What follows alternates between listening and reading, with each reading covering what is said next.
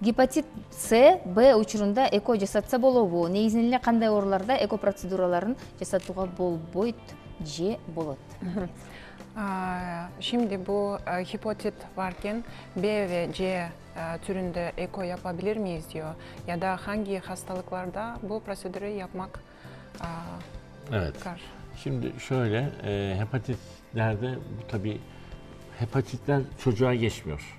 Yani hepatitler çocuğa geçmiyor. Biz onu yıkarsak aşı yaparız ama bizim laboratuvarı korumamız lazım. Laboratuvardaki insanlarımızı korumamız lazım. Onun için hepatit A ve B'de sorun yok. Yani biz onu kendimizi korursak o takdirde hepatit A ve B bizim laboratuvardaki arkadaşlarımıza, elemanlarımızı geçmez. Ama C ve D'de bulaşma ihtimali var. Ve hatta biz onu alırsak ve dondurursak o diğer spermlere, diğer embriyolara bulaşma ihtimali var. Dolayısıyla biz hepatit C ve D'li spermleri veyahut da yumurta o hastalığa sahip kadınların yumurtalarını laboratuvarımıza sokmak istemiyoruz. İki sebepten dolayı hem bizim elemanlarımızı korumak için hem de diğer orada dondurulmuş olan şeyleri korumak için.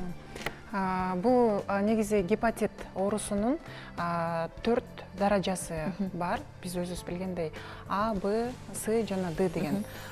Бул гепатиттин А жана Б түрүндө процедураны жасоого мүмкүн. Себеби дегенде А жана Б түрү өтө коркунучсуз дейт. Ошол себептен улам бул эки даражада болгон оору менен биз процедураны жасай алсак болот дейт.